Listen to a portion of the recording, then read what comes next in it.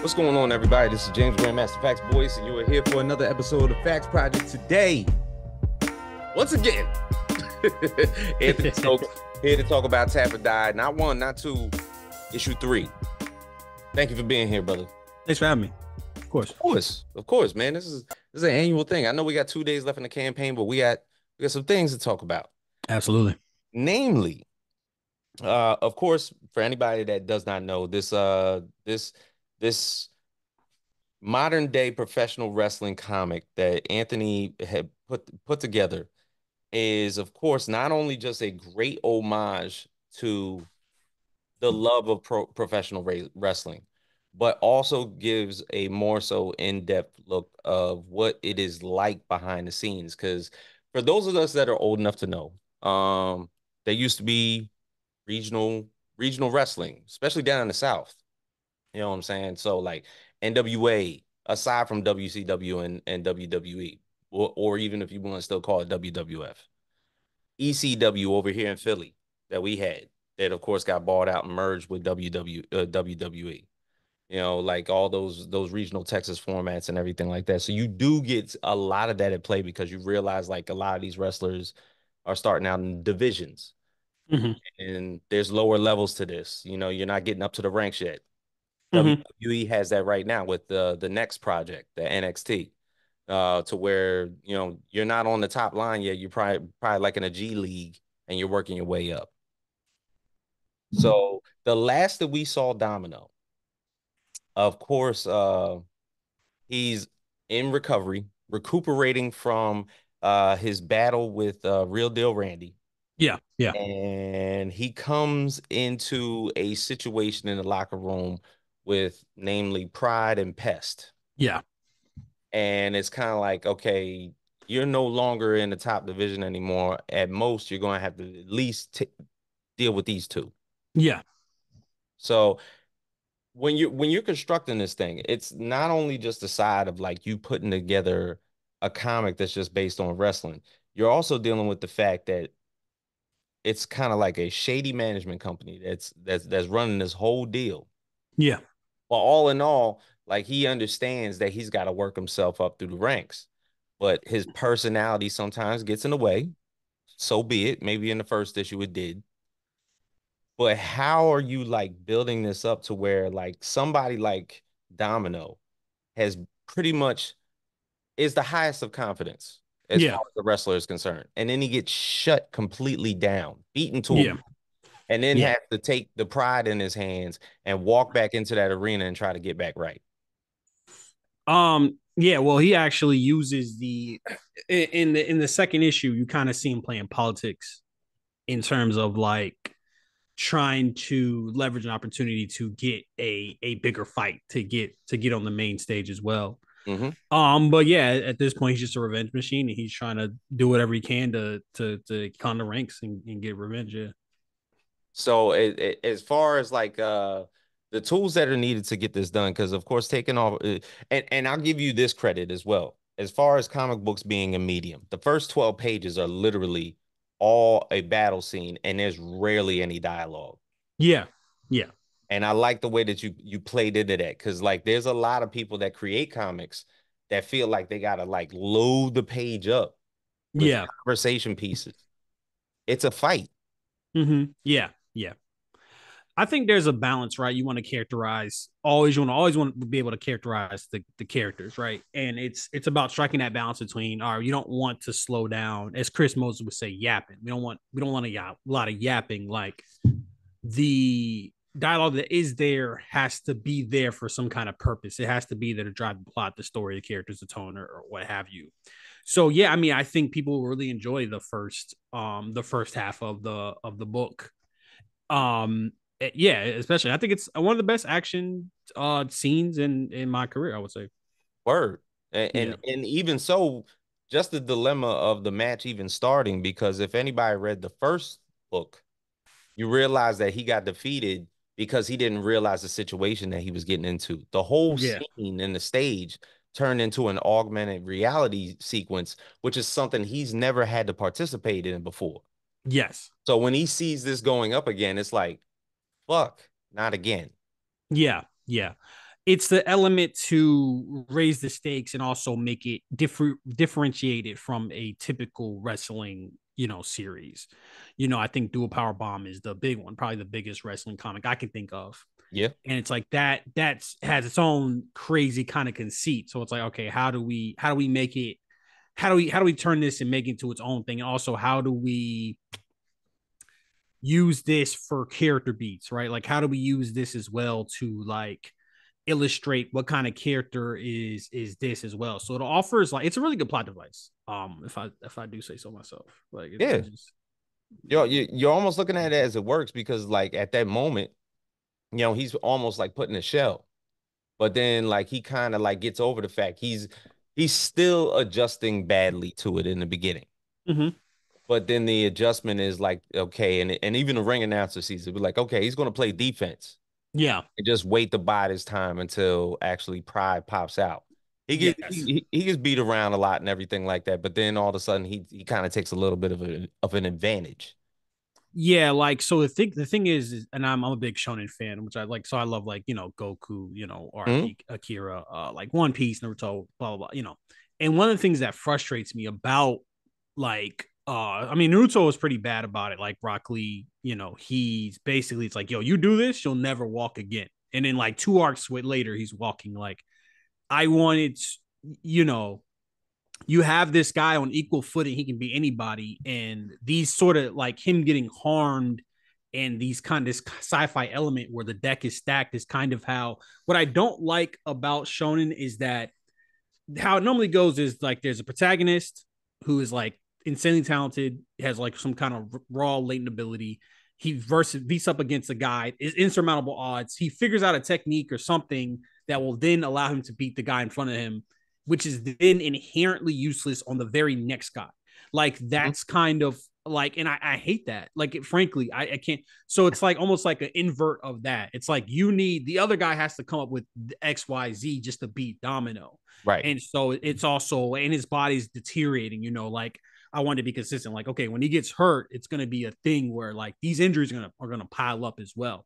So it's right. basically stacking the deck in a way that's convincing. You know what I'm saying? That feels earned, Yeah, basically. and oftentimes, I mean, I guess not only the fact that it's done in shonen mangas, but the thing is, it's also done a lot in pro wrestling, Yeah. like especially with certain characters' moves. It's almost like, yeah, there's an exaggeration. Like who's really getting knocked out by a leg drop?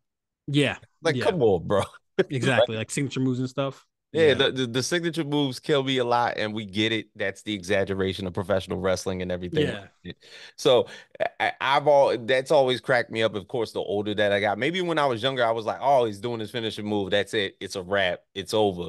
But the more that I grew up, it's like, yeah, no, no, that would never happen. No. But of course, if we're talking about it, I don't even want to put out the spoiler or anything like that. But the let's just say that Domino does get the advantage.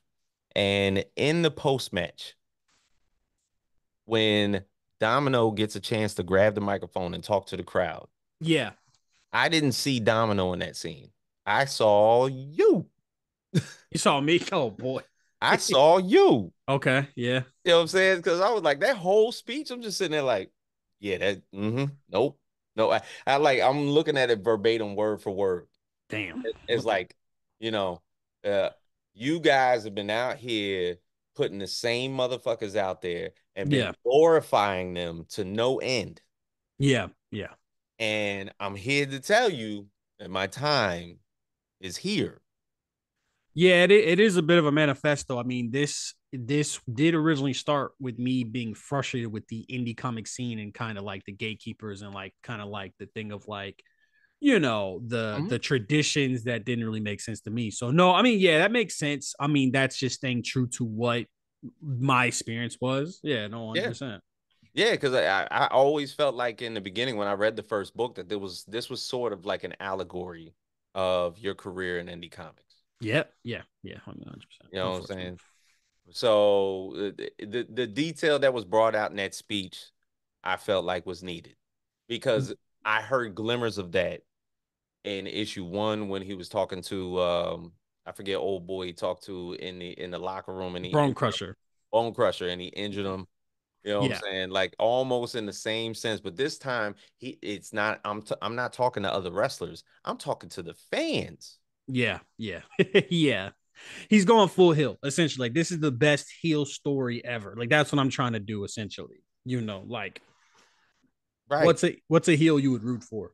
Exactly. Yeah, Randy Orton, yeah, like his finishing move, that's more believable to me than all of them, to be honest.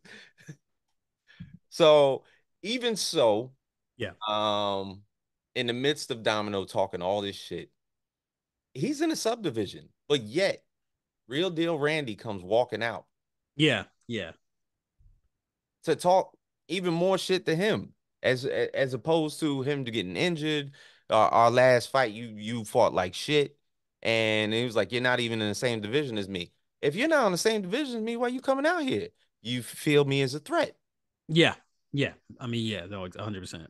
Well, that is kind of yeah. If you look at it, the benefit of a revenge, you don't want it to get lost who Domino is the main target. Like who's the guy that he really is trying to get to. So that moment is very important, and Randy will pop up and kind of like but be kind of like an overarching, but we need like the lead up guys, too. And they have to be interesting in their own right, and um they have to be interesting in their own right. They have to be compelling in their own right. And I think Pride is, I mean, I would say one of my best. I mean, Emilio did an amazing job, as far as I think he stepped up significantly with this issue. The Yeah, use of shadows, his design, I think is great. I think it's the best cover as well. So, Emilio really, really did his thing. So, I give him credit for that too, because those first yeah, 12 issues, if we're just talking about that fight scene alone, the fact that it was a jungle scene and yeah, Pride is literally like lurking in the shadows, just biding his time, just getting like jabs here and there and everything like that. The way that that scene looked yeah, was awesome. yeah. He did his thing, man. He did his thing. It's kind of like whenever the script and the page kind of meld, and also when the artist can take that extra step and really nail the look, man. It's great, And I think Pride is a great villain. I think he's a great character. I think this is a great issue. Frankly, Word. And, yeah, and and even outside of that, Domino, of course, gets a chance to walk back to the locker room. And it's not that he's confronted by Pest. Pest is almost like, one of those, even though I'm about to fight you in a cage match, like he's having a normal conversation with him.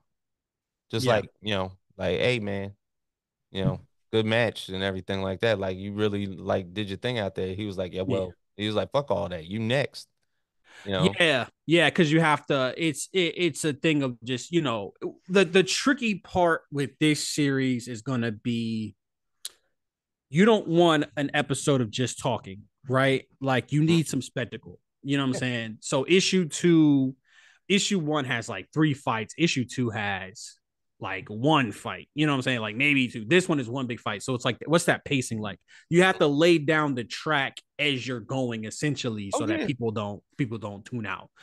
But you can't. You also need the emotional build up.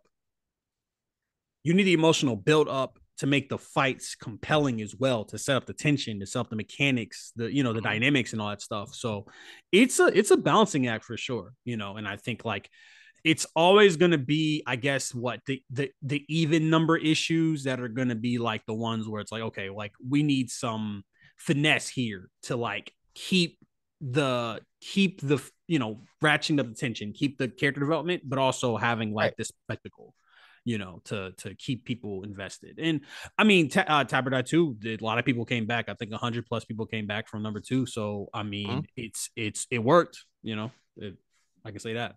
Yeah, I think another component that I feel like, I mean, I get it. Like you don't want to throw so much out there because I feel like that this portion of this book was like minimalist at best, but it was like Yeah, it was still, like a masterpiece of minimalism because like you were able to short everything up into little bursts. So where you had Pride in his scene, you had Pest for a very small window, but I did miss of course. the president of promotion himself in this whole thing. Yeah, I feel yeah, like his story might be, of course, the biggest thing coming up about this thing because the whole speculation about his business and how he runs it yeah. still hasn't been brought to light yet. Yeah, I mean, yeah, Dick is also like I get, it's the pain. You know, it's kind of, I guess it's kind of a game. Like when I think of what I really love, like a show like Justified. I don't know if anybody's seen Justified, but it's just an example. Oh, damn, Mm-hmm. my camera's fucking up. Right, And essentially, like what is great is that there's a bunch of villains, and it's kind of like, okay, who's gonna be the main villain? Who's gonna be the final villain? So it kind of shakes out. And I like stuff like that. right. No, no, and I get that as well. Now, when he does get back to the locker room, it's almost like they're still provoking him to the point where because if you remember from issue 2, Pest and Pride were the ones that were picking on him to the fact of saying that his locker smelled like shit the entire time. Yeah, And he has a picture in there of his mom, and he's got that little bag with his goldfish in there in issue 2. And then all of a sudden, pretty much he goes back and everything's ransacked. So they're also trying to drive him out regardless because they know he has anger issues. yeah, yeah, So how this takes place, where of course he is almost looking at Pride took this out on his locker, understanding that he all he had in there was that picture of his mom and that damn goldfish, yeah, yeah. and decides to pretty much go out there. But the thing is, I feel like this is just a play because the corporation just wants him out regardless anyway, because they feel like he's a problem. Yeah. I mean, yeah, I mean that's gonna be revealed later. But yeah, I mean the wrestlers don't like him, the fans don't like him, the federation. It's like really like it's just Iris, you know, essentially. Yeah. Like that's basically the only person that likes him. Mm. And it is funny because I thought in issue 1 to find it skeptical about Iris. Yeah. Like in the long run, like was she going to be like the final turn to double cross Domino in the end of this thing? So Mm-hmm. that was a thought. Um, Yeah. but then again, um, she seems to be the only one rooting for him, and that's a great thing. But Yeah. in the we get down to these final plays to where, of course, he's looking to confront Pride. He's in there with Dick. He's in there with Randy. They're all in there just humming it up, even though that Pride just lost this match. And out of nowhere, homegirl just throws lemonade on homeboy back. Oh, that's a no, that's liquor. That was Was liquor, that bro. liquor? That Yeah, was yeah, that was a flask. yeah. So you realize that, like, regardless of the match, Pride strike actually like probably gave homeboy stitches in his back. Oh yeah, you know he's messed up. No, he's messed up, and that's gonna be a recurring thing, like for sure. Like I said, every injury he gets is gonna be like a thing that is something that's gonna be important to the plot. Because like I said, I hate when somebody gets like a life-ending injury and they just dust. There's like a training arc or like a time skip, and they're just fine. You Yeah. know, like it's so irritating to me because like the next time they get an injury, it's not gonna matter. Hmm. Like you lied to your audience enough, you're like, okay, well, I don't really, I'm not invested because I don't have any tension here. Yeah. And I always felt like in wrestling they used to play on those type of arcs like that because like if somebody had like a bum knee from their Yeah, last match, yeah, and then they would come into the ring pretty much injured, the first thing that would happen is literally they're going after the leg. Figure yeah, figure four sharpshooters, they're kicking the leg and everything like that. yeah, Like these are the exaggerations of professional wrestling, and that's one thing that kind of like overshadows a lot of things that a lot of people don't see is that they'll play into it if they realize that maybe like in a pay-per-view or something like that, like dude separated his shoulder or something like that. That's like the first thing that they're going on. They're throwing them into the ropes, and then it looks like they dislocated their arm again. yeah, yeah. No, you gotta keep it. You gotta keep the stakes honest, and you got So I'm happy with that. I'm glad that comes across for sure because that was a big point of emphasis. Word. And who's to say, all right, say for instance, spitballing that, of course, because Domino talked about the fact that to Randy, he was like, look, I'm going to fight my way up the ranks as far as I can uh, Yeah, to get my rematch back with you. And if I lose any of those matches in between, I'll retire. I'm out. Yep. Adds more So stakes. Yeah. yeah, that's what I'm saying. So usually, you know what I'm saying, in wrestling, that's some bullshit because like that happens all the time. Like they say, they always say they're gonna quit. But in this type of sense, when you're talking about like the ascension of him going back into a rematch with Randy and then fighting like I don't know how many people you're probably gonna line up before he actually fights Randy. Yeah. How do you foresee this going You saying me as a creator or as the audience? as the audience? Yeah. Yeah. I mean, it just, like I said, it just adds stakes. Because something that stood out to me that didn't make sense to me when I was in like high school was there was a play. Hmm. And the play, it was like two characters, and I just they should like pick a scene to reenact, and it was like two random characters, and one of them wanted to leave, and the other one didn't want to leave, and they were the drama teacher was like, you have to make it so it's a life or death situation, Hmm. like to the character, not literally but metaphorically, and I was like, okay, I didn't understand it there, but like you understand that to be now that it's not literally life or death, but his life would effectively be over if he didn't have wrestling. Ah, you know okay. like, so for him this is life or death, but also sticking around in the lower division just fighting a bunch of bums would also not be satisfying, so that's why he's raising the stakes. Got you. Got you. So we get introduced now. Now I don't know whose aunt it is. Is it Pride's aunt or is it Real Deal's aunt? That's Domino's on. That's Domino's aunt, Yeah, yeah, bro. yeah. So that's his She- mom's. That's his mom's sister. that's his brother's sister. That's his brother's sister. Yeah, yeah, So she, of course, used to be a women's heavyweight champion. yeah, She's like 25-3, and she's the one that basically crossed him up in the hallway. yeah. She fucked him up. What is the deal, man? Well, you wanted he has to have a trainer, like Hey, essentially like that is like a kind of a thing, and also what you want the aunt to explore. How do you explore Domino's home life? We've seen a glimpse of it, like literally a yeah. glimpse, but how do you explore that more? Like how do you explore his psychology more? Hmm. And that's what a lot of what the aunt is for. And also just like kind of like another foil or another it's like a tool, like any character has a tool, like they have a narrative function, so it just adds more narrative function to the story, and more possibilities, and stuff like that. Yeah, and then adding another wrestler to the regimen, of course, in a ways of training Domino to get ready for not only his match with Real Deal, but the ascension of matches that are probably going to happen. It's almost Yeah, like adding an Apollo Creed to be Rocky's trainer in Rocky yeah, 4. yeah. No, essentially, yeah, like that or Mickey or whatever, and their dynamic is going to be interesting for sure.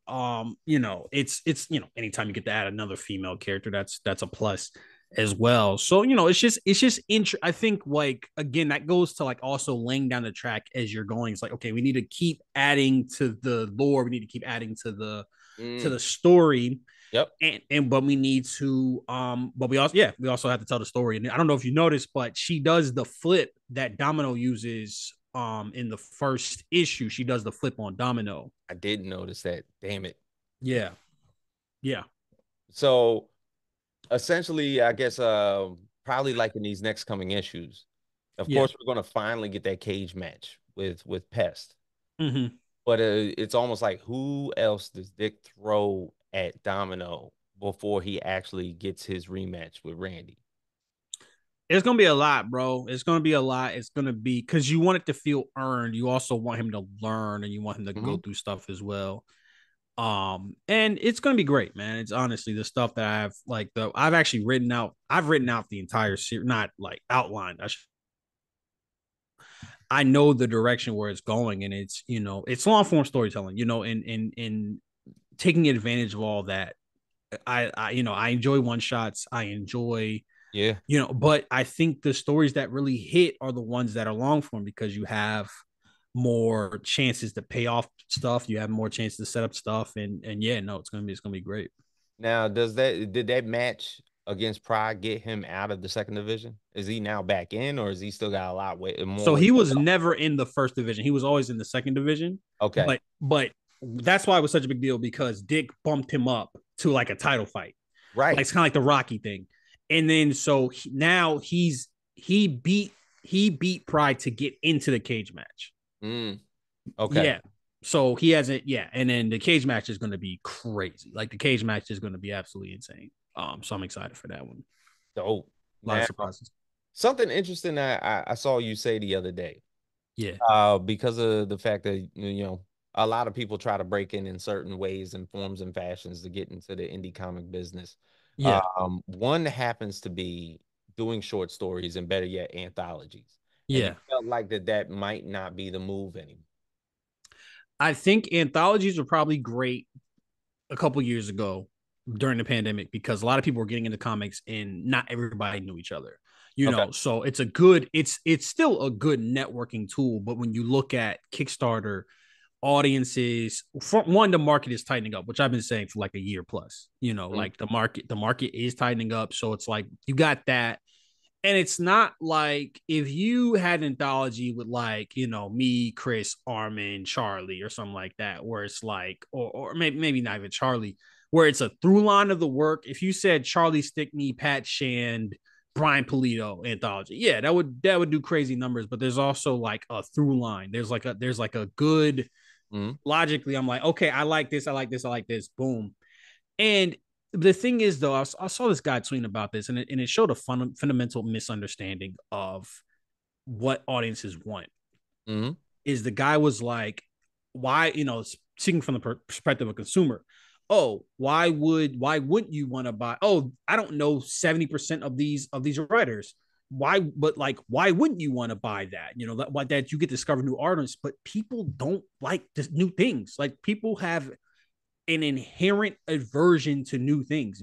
I like as a creator, I have an aversion to new things. Like there's Mm. gonna be some. I'll watch a movie I like over like watching something new. Like and I'm and I try to be one of the most forward thinking people. And he's thinking like a creator. Like, but when you're creating an anthology, you have to think that way to do it. But I don't Right. think that's reflective of what the audience wants. I've been on Twitter, Furiosa came out this weekend. Everybody's like, oh, why did this movie not do well? And then you also see these people being like, oh, I think it's a bad excuse. I think it's whack that people don't want to sit in a movie for 2.5 hours. Oh, I think it's whack that people don't like prequels. And it's like, bro, the audience is telling you why they aren't going to see the movie. And you're like, nah. Like it's crazy. Like Mm. it's so rare for an audience to tell you what you want and you're ignoring it. You know what I'm saying? So there are gonna be anthologies that do good. Travis Gibb, he has the Cthulhu anthology. That's always gonna do really good. Was There's that of course gonna be Corner um Judas? Is that one? no, it's oh my god, I'm blanking. Man, Cthulhu invades. So it's like Oh, okay. Yeah, Cthulhu yeah, yeah, yeah. invades. Yep. Mm-hmm. Those are gonna do good. Those are gonna do regardless. That's also an existing IP, as well. But yeah, like of course, but I just don't think I think that you'd be better suited instead of like doing an anthology, like just spending that money on a good interior artist and like or even doing a one shot. Like I feel like you'd be more behooved to do something like that. It's like it's tricky, but unfortunately, you have to weigh the commercial aspect with the creative aspect. And I think some people like Pat Shan's tastes just line up perfectly with what, is commercially viable and what he likes to do. Like, and the more that there's overlap with that, the easier time you're going to have. But to me, Right. yeah, yeah, I don't get a point. I would do an anthology. I think like submitting for an anthology makes sense. But the person footing the bill for the anthology, I would Yeah. never. It never. Okay. It's never happening. So you discussed one shots. Why aren't people doing more one shots? I think they are. I think like Chris Moses that did like a one shot. Like it's just a way to like test the waters essentially. I think people are doing it. I just think that it should be more the norm, and it might be more the norm than an anthology. You know what I'm Right. saying? Like an anthology doesn't get me excited personally as a consumer, unless it's like, yo, like, or even something like American Yakuza, I think is a better example of like, okay, get a bunch of guys together, or whatever, and then have them make something even. So if American Yakuza was like an anthology, that'd be so much worse. Like that'd be so ugh. But like it being like, oh yeah, collab, not saying don't collab, like collab, but like make a story, That's Right. how I feel about it. Now, how? Of course, American Yakuza just like pretty much wrapped up and everything like that. How do you feel about like your tandem writing with Chris Moses and Charlie putting that together? Oh man, he's great. I mean, it's fantastic. By those are my guys. I'm working with me and Chris talk. Like I said, me and Chris literally talk every day.